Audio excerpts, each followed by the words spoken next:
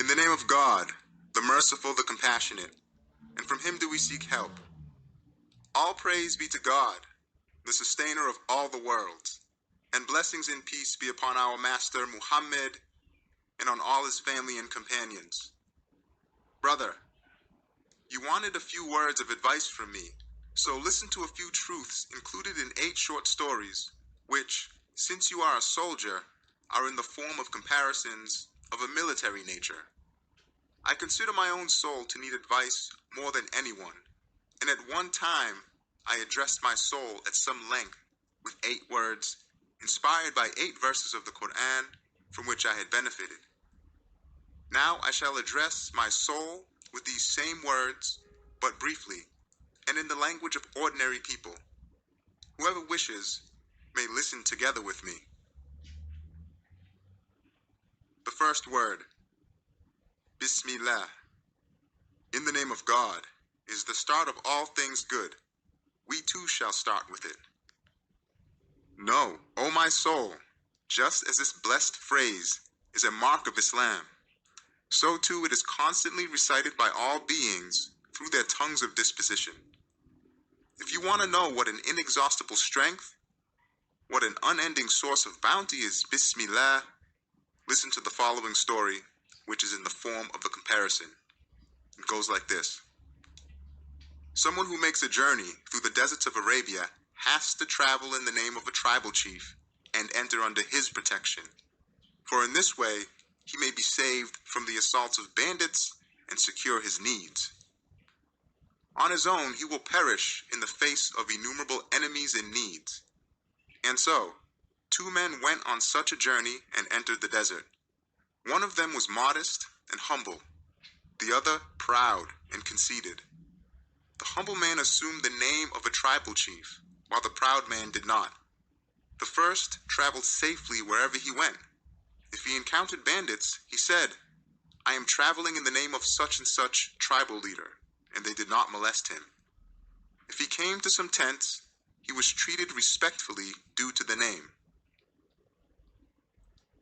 But the proud man suffered indescribable calamities throughout his journey. He both trembled before everything and begged from everything. He was abased and became an object of scorn. My proud soul, you are the traveler, and this world is a desert. Your impotence and poverty have no limit, and your enemies and needs are endless.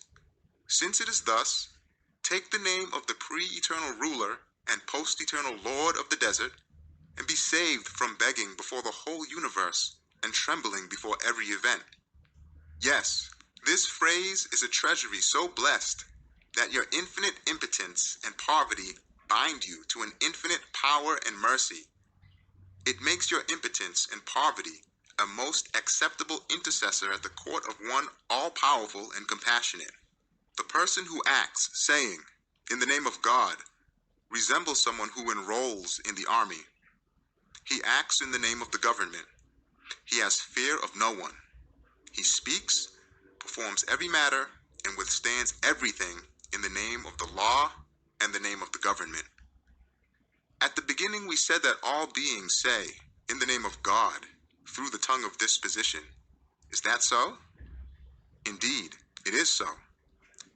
If you were to see that a single person had come and had driven all the inhabitants of a town to a place by force and compelled them to work, you would be certain that he had not acted in his own name and through his own power, but was a soldier, acting in the name of the government and relying on the power of the king.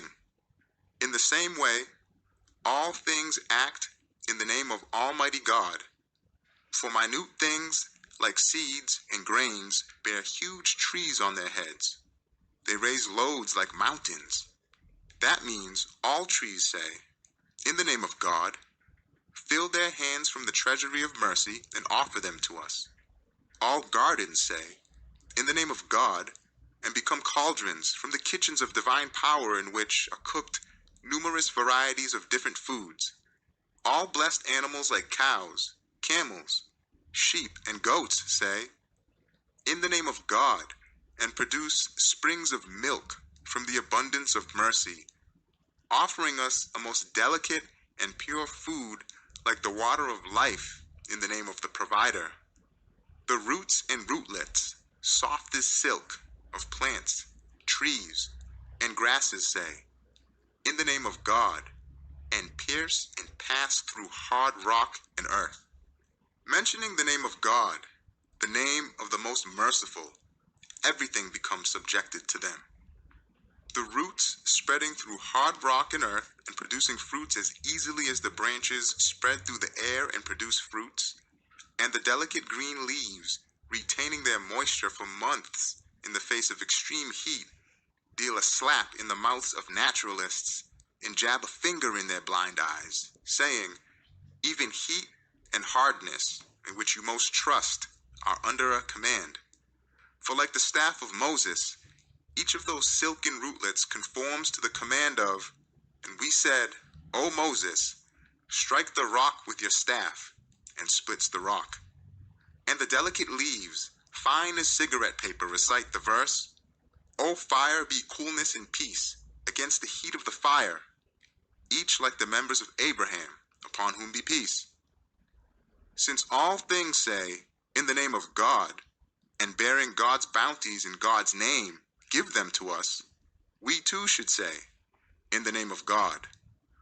We should give in the name of God, and take in the name of God. And we should not take from heedless people who neglect to give in God's name. Question. We give a price to people who are like tray bearers. So what price does God want, who is the true owner? The answer, yes. The price the true bestower of bounties wants in return for those valuable bounties and goods is three things. One is remembrance, another is thanks, and the other is reflection.